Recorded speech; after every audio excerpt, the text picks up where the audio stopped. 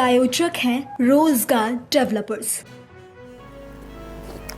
नमस्कार, आप देख रहे हैं पल्स 24 न्यूज। मैं हूं आपके साथ Suhani Bahuguna. National herald money laundering case एक बार फिर सुर्खियों में है। एक और जहां कांग्रेस ईडी के निशानी पर है, तो वहीं दूसरी ओर ये मामला अब राजनीति, इतिहास और वित्तीय लेन देन के जटिल धागों को जोड़ता नजर आ रहा है। क्यों बढ़ रही है कांग्रेस की मुसीबतें, क्या है नेशनल हेराल्ड केस और ईडी का कांग्रेस पर क्या क्या आरोप है, देखिए इस रिपोर्ट में। नेशनल हेराल्ड मनी लॉन्ड्रिंग मामले में कांग्रेस की वरिष्ठ नेता सोनिया गांधी, सांसद राहुल गांधी और ओवरसीज कांग्रेस के अध्यक्ष सैम पित्रोदा की मुश्किलें अब बढ़ती नजर आ रही हैं। तीनों नेताओं के खिलाफ प्रवर्तन निदेशालय यानी ईडी ने दिल्ली के राउस एवेन्यू कोर्ट में चार्जशीट दायर की है। इन तीनों के अलावा सुमन दुबे समेत कुल 7 लोगों पर मामला दर्ज है। नेशनल हेराल्ड एक अंग्रेजी अखबार जिसकी शुरुआत खुद पंडित जवाहरलाल नेहरू ने सन 1938 में की थी। नेशनल हेराल्ड का मकसद था आजादी की लड़ाई को आवाज देना। ये अखबार एसोसिएटेड जर्नल्स लिमिटेड यानी AJL द्वारा प्रकाशित किया जाता था, जिसमें स्वतंत्रता संग्राम सेनानियों के अलावा कांग्रेस पार्टी के नेताओं की भी हिस्सेदारी थी। समय के साथ आर्थिक संकट के कारण 2008 में यह अखबार बंद हुआ। इसके बाद 2010 में यंग इंडिया प्राइवेट लिमिटेड नाम की कंपनी बनाई गई, जिसमें सोनिया गांधी और राहुल गांधी की 76% हिस्सेदारी थी और कांग्रेस पार्टी ने AJL का लगभग 90 करोड़ रुपए का ऋण भी माफ कर दिया था। 2012 में बीजेपी नेता सुब्रमण्यम स्वामी ने ट्रायल कोर्ट में एक याचिका दाखिल की। याचिका में स्वामी ने कांग्रेस पर धोखाधड़ी कर नेशनल हेराल्ड के मालिकाना हक वाली कंपनी एसोसिएटेड जर्नल्स लिमिटेड का अधिग्रहण करने का आरोप लगाया। स्वामी ने अपनी अर्जी में ये भी आरोप लगाया कि इस अधिग्रहण के जरिए करीब 2000 करोड़ की कंपनी की संपत्ति को सिर्फ 50 लाख रुपए देकर हड़प लिया गया, वो भी सिर्फ हेराल्ड बिल्डिंग पर कब्जा करने के लिए। अगस्त 2014 में इस मामले में ईडी की एंट्री हुई। 2014 में ईडी ने इस मामले में स्वतः संज्ञान लिया और इस मामले में मनी लॉन्ड्रिंग का केस दर्ज किया। ईडी ने इस मामले में तब सोनिया गांधी, राहुल गांधी, कांग्रेस के तत्कालीन कोषाध्यक्ष मोतीलाल वोरा, पूर्व केंद्रीय मंत्री ऑस्कर फर्नांडिस, सैम पित्रोदा और सुमन दुबे को आरोपी बताया था। ईडी ने दावा किया था कि मामले में 988 करोड़ रुपए की मनी लॉन्ड्रिंग की गई है। जांच में पता चला कि AJL के पास मुंबई, दिल्ली और लखनऊ समेत कई शहरों में 661 करोड़ की अवैध संपत्तियां हैं। इन संपत्तियों को आपराधिक आय के जरिए जुटाया गया। वहीं YA के पास AJL में इक्विटी शेयर के रूप में 90 करोड़ रुपए की आपराधिक आय की बात भी सामने आई। 2023 में ईडी ने AJL की संपत्तियों को जब्त किया, जिनकी कुल कीमत लगभग 752 करोड़ थी। ईडी ने सोनिया गांधी और राहुल गांधी के खिलाफ मनी लॉन्ड्रिंग का मामला दर्ज किया और उन्हें पूछताछ के लिए बुलाया। और इस साल यानी 15 अप्रैल को ईडी ने दिल्ली की अदालत में आरोप पत्र दाखिल किए, जिसमें सोनिया गांधी, राहुल गांधी और अन्य कांग्रेस नेताओं पर मनी लॉन्ड्रिंग के आरोप लगाए गए हैं। ईडी ने आरोप लगाया कि YI ने AJL की संपत्तियों को अवैध रूप से अपने कब्जे में किया। हालांकि कांग्रेस पार्टी ने इन आरोपों को राजनीति से प्रेरित बताते हुए खारिज किया। ईडी की कार्रवाई को धमकी की राजनीति बताते हुए कांग्रेस ने ईडी कार्यालयों के बाहर विरोध प्रदर्शन किया, तो वहीं बीजेपी ने इसे कांग्रेस के भ्रष्टाचार का जीता जागता उदाहरण बताया। और एक बात को ध्यान रखा जाए कि सोनिया जी, राहुल गांधी बेल पर हैं।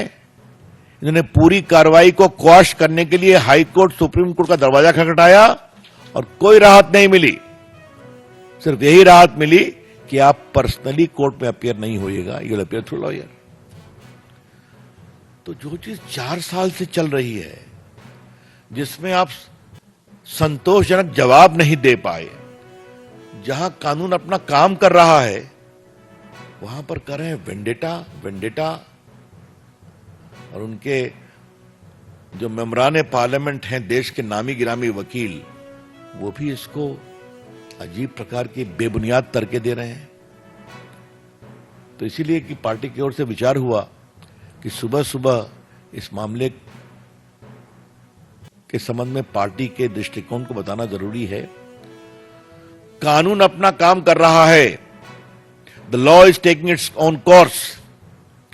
हम बीजेपी की ओर से सोनिया गांधी और राहुल गांधी और कांग्रेस पार्टी से सवाल पूछना चाहते हैं, क्या कानून को अपना काम नहीं करना चाहिए? क्या हजारों करोड़ की संपत्ति पर अगर आपने गलत तरीके से, गैर कानूनी तरीके से षड्यंत्र करके कब्जा कर लिया, तो क्या इस पर चुप रहना चाहिए? यही तो बड़े सवाल है। I would like to repeat, Srimati Sonia Gandhi ji and Rahul Gandhi ji, kindly reply, should the law be allowed to take its own course or not? And if there is a glaring case where thousands of crores of public property situated at prime locations in different parts of the country have been misappropriated by conspiracy, where the beneficiary is you and your son, being 76% owner of the AJL. तो फिर ये धरना, vendetta Narendra Modi ji की सरकार है, कानून को अपना काम करने देगी और कानून काम करेगा। वैसे नेशनल हेराल्ड की कहानी बड़ी जोरदार है। थोड़ा हम लोग की रिसर्च टीम रिसर्च कर रहे थे, तो सरदार पटेल ने कहा था कि जिस तरह के लोगों से पैसा लिया जा रहा है वो ठीक नहीं है, वो बहुत चिंता पैदा करता है। ये लोग प्रामाणिक कांग्रेसी नेता थे और वो सारी चिट्ठियां हम लोग के पास हैं। मैं संजय से कहूंगा कभी आप लोग को दे देगा, नेहरू जी ने क्या कहा, सरदार पटेल ने क्या कहा। लेकिन और चंद्रभानु गुप्ता जो उत्तर प्रदेश के मुख्यमंत्री थे, उन्होंने भी पैसे इसके लिए बहुत इकट्ठा किए थे, बड़े नेता थे। कहा कि ये तो बना था देश की आवाज के लिए, इस नेहरू की और खानदान की आवाज बना दिया गया इस अखबार को। तो ये हम नहीं कह रहे, कांग्रेस के नेता कह रहे हैं, ये सब रिकॉर्ड पर है। क्या सरदार पटेल, क्या चंद्रभानु गुप्ता की आत्मकथा में। तो इसका अतीत, इसका वर्तमान। एक विषय में आपसे और कहना चाहूंगा और ये जानना बहुत जरूरी है। इस देश में इतना मीडिया आ गया है, इतने अखबार आ गए हैं, इतने न्यूज चैनल आ गए हैं, फिर भी वो अखबार जिसके पीछे कांग्रेस पार्टी और उनकी सरकारों का पूरा आशीर्वाद है, वो चल क्यों नहीं पाया? ये सवाल है ना, क्यों नहीं चल पाया? तो ये अखबार चलाने के लिए नहीं था, ये अखबार विज्ञापन बटोरने और सरकार से संपत्ति लेकर बिल्डिंग खड़ा करने का एक इंस्ट्रूमेंट था। I repeat, today there are so many news channels in the country, so many newspapers in the country. All of them have picked up business and readership. A newspaper which has the protection, promotion and patronage of the entire Congress party and their government, why it could not at all flourish as a newspaper? The reply is very simple. It was after independence leased to be used as a proper newspaper, more as a forum to collect advertisement and also ensure big property by government cooperation. यही सच्चाई है। और मैंने देखा है कि शायद इन लोग ने यंग इंडिया के में जब ट्रांसफर कराया, फिर भी 25-26 करोड़ का विज्ञापन आया है। तो संजय बाबू, कांग्रेस पार्टी से सीखना चाहिए नोट कमाने का तरीका। हाँ, क्यों, कोई शक नहीं है, ओरिजिनल थिंकिंग चलती है। हाँ मतलब ये अंतिम बात मैं पीड़ा से कह रहा हूं, जो अखबार आजादी के आंदोलन में लड़ने वाले लोगों के आवाज को मजबूत करने का अखबार था, उसको आपने प्राइवेट व्यापार में बदल दिया। चलिए, मैं संजय की बात भी रोचक, एटीएम बना दिया। Serious question. नमस्कार भाइयों और बहनों, आज नेशनल हेराल्ड की संपत्तियों को जब्त करने और हमारे नेता आदरणीय सोनिया जी और हम सबके जन नेता आदरणीय राहुल जी को चार्जशीट में उनका नाम लाया गया है। निश्चित तौर से ये उनको परेशान करने के लिए, प्रताड़ित करने के लिए ऐसी कार्रवाई की जा रही है। और निश्चित मैं इतना कहना चाहूंगा कि हमारे कांग्रेस का एक कार्यकर्ता पूरी ताकत के साथ, पूरी मजबूती के साथ राहुल गांधी के बब्बर से लड़ने के लिए तैयार हैं और निश्चित तौर से हम सब लोग सरकार से दो हाथ करने के लिए तैयार हैं। आप सब जानते हैं कि जिस तरीके से हमारे नेता आदरणीय राहुल जी मजबूती से इस सरकार के खिलाफ लड़ रहे हैं, सड़क से लेकर सदन तक, और जैसा आपने देखा भी गुजरात में, जो वहां पर पूरी ताकत के साथ हमारे नेता काम कर रहे हैं कांग्रेस को मजबूत करने के लिए गुजरात में, क्योंकि गुजरात सबसे कमजोर कड़ी है मोदी जी, अमित शाह जी की। वो परेशान हो चुके हैं गुजरात से, और आने वाला चुनाव बिहार का, बंगाल का, ये इसमें पूरी तरीके से ये भारतीय जनता पार्टी पूरी फंस चुकी है। केवल उनको रोकने के लिए, परेशान करने के लिए इस तरीके के कार्य किए जा रहे हैं। मैं कहना चाहूंगा आदरणीय मोदी जी से, आदरणीय गृह मंत्री अमित शाह जी से कि आप जिस तरीके की साजिश कर रहे हैं, ये साजिश आपकी कामयाब नहीं होगी। कांग्रेस का एक बब्बर शेर लड़ने के लिए तैयार है। हम सब लोग पूरी ताकत के साथ अपने नेता आदरणीय सोनिया जी और आदरणीय राहुल जी के साथ खड़े हैं और हम सरकार की चूड़े हिला देंगे। धन्यवाद। जय हिंद। लॉन्चिंग के मामले में सोनिया गांधी जी और राहुल गांधी जी का दुष्परिणाम है, किस तरह देखते हैं कि आज पूरे देश भर में इसको लेकर कांग्रेस विरोध प्रदर्शन कर रहे हैं? देखिए, लोग पागल हो गए दिखते हैं। दुनिया जानती है कि 90 साल पहले 1938 के अंदर मैंने आज़ादी के पहले पंडित जवाहरलाल नेहरू ने ये शुरू किया था, नेशनल हेराल्ड शुरू किया था,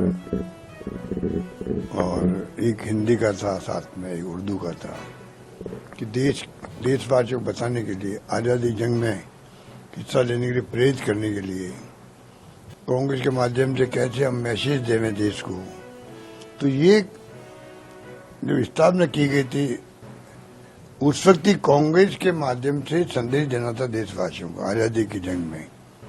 गांधी जी का संदेश हो, पंडित नेहरू का हो या महापुरुषों का हो, तो स्थापना उसके लिए हुई। 50-60 साल बाद में ऐसी स्थिति आई, कभी ये अखबार बंद हो गया था 2008 के आसपास। बंद हो गए तो कांग्रेस का प्रयास था वापस शुरू करें, इसको वापस शुरू करें, और 90 करोड़ रुपए दे दिए लोन के रूप में एजीएल को, जो एसोसिएट जो इनका एसोसिएट कंपनी थी, general limited, AGL associate general limited, 90 crore दे दिए। 90 करोड़ में क्या, लगभग 70 करोड़ तो दिए तनख्वाहों के लिए, कि जो बेचारे कर्मचारी लगे हुए थे उनकी तनख्वाह नहीं मिली 8, 10, 15 साल थे। मुझे मालूम है जयपुर का एक आदमी था, पता नहीं वो कहाँ है, भार्गव जी थे जो इसके संवाददाता थे, तनख्वाह उनको नहीं मिल रही थी, बताते थे। तो तनख्वाह चुकवाने के लिए पैसे दिए गए लगभग 70 करोड़, और लगभग 20 करोड़ रुपए थे जो अन्य कामों के लिए, वापस मशीनरी और सब कुछ नया हो और कैसे ये वापस शुरू हो सके, प्रारंभ हो सके, वो प्रयास किए गए। और उसके लिए कंपनी बनाई गई यंग इंडियंस के नाम से, कि प्रयास करें किसी रूप में चालू हो जाए, क्योंकि एजीएल पैसा चुका नहीं पा रही थी। तो एक नया जो नई कंपनी बनी, उसके अंदर नॉन प्रॉफिट कंपनी है, उसमें प्रॉफिट हो ही नहीं सकता और कॉमर्शियल काम नहीं हो सकता। जो दोनों उसमें उद्देश्य है नई कंपनी के अंदर, तो फिर मनी लॉन्ड्रिंग कहाँ हुई है?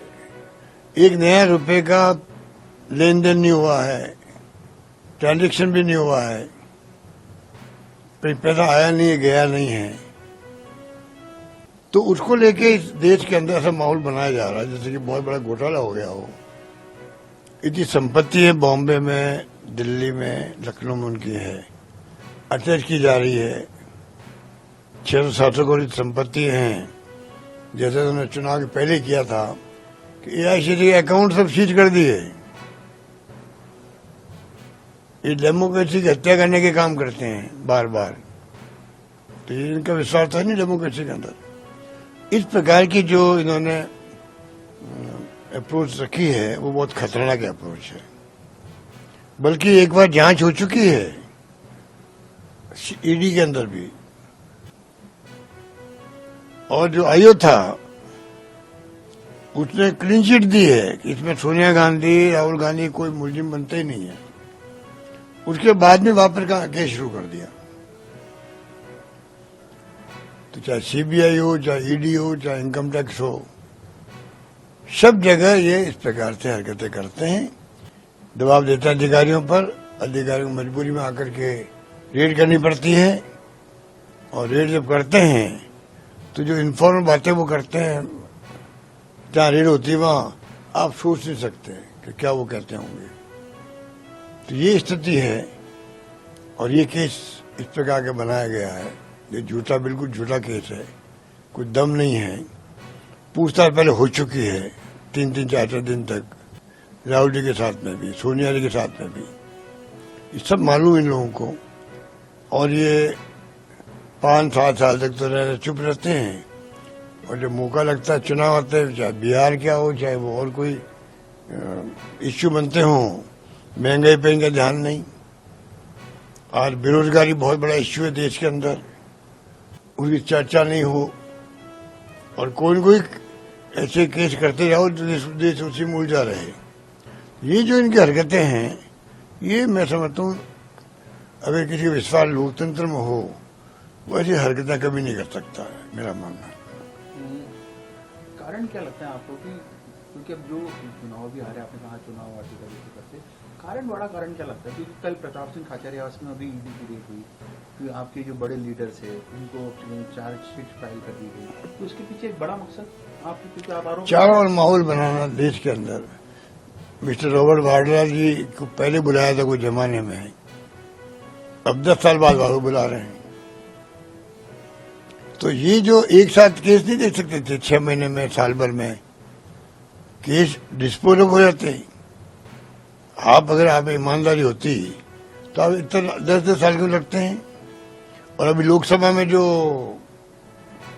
उत्तर आया है क्वेश्चन का, 290 के आसपास इन्होंने छापे डाले हैं, रेड करी है या केस बनाए हैं पॉलिटिशियन पर।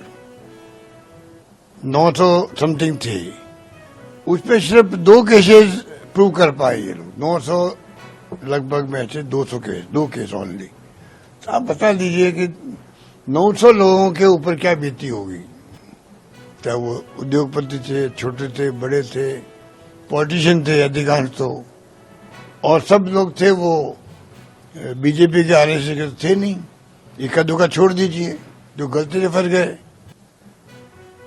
जैसे कानपुर में हमने सुना, जाना था किसी के यहाँ, नाम एक कॉमन था, चले गए वो और किसी के यहाँ पर, वो उसका बैकग्राउंड बीजेपी का था। कुछ 250 करोड़ रुपए मिले मेरे ख्याल से वहां पर, ऐसा मुझे याद है। वापस मिल गए पैसे उसको, तो ऐसा सुना मैंने। क्या सच्चाई क्या हो तो हो जाना। तो ये इनकी हरकतें पूरा देश देख रहा है, और इनको कभी माफ नहीं करेगा मुल्क जब समय आएगा। As stated years ago when this was initiated, the National Herald case is a one-trick wonder where this government has started a money laundering investigation without there being any movement of money, any movement of property, any activity which caused a transfer. Merely a not-for-profit company was created to manage the affairs of National Herald. where no dividends can be paid, no commercial transactions take place, and the mere creation of that company with Ms. Sonia Gandhi and other members of the Gandhi family or the late Mr. Motilal Vora has been treated as an act of money laundering. Now there is nothing more except a charge sheet filed in a fake case, in a non-existent case. But anyway, this is being contested. Will be contested fully in all aspects. And earlier, all statements have been recorded in this regard by the persons, including the former Congress President Sonia Gandhi ji. I think the government by such matters is only exposing itself and its campaign of political vendetta, because there is absolutely nothing in this case in a legal sense. जहां एक और Congress party इस पूरे मामले को सियासी प्रतिशोध बता रही है, वहीं बीजेपी इसे भ्रष्टाचार के खिलाफ कड़ी कार्रवाई का नाम दे रही है। अब अदालत में पेश हुए चार्जशीट के बाद ये देखना दिलचस्प होगा कि आने वाले दिनों में ये मामला राजनीतिक परिदृश्य को किस तरह प्रभावित करता है और क्या कांग्रेस नेतृत्व इन गंभीर आरोपों से खुद को बरी करवा पाएगा या नहीं। फिलहाल हमारे आज के शो में बस इतना ही। आपसे कल फिर मुलाकात होगी, तब तक के लिए आप देखते रहें पल्स 24 न्यूज। नमस्कार। इस प्रोग्राम के प्रायोजक थे रोजगार डेवलपर्स।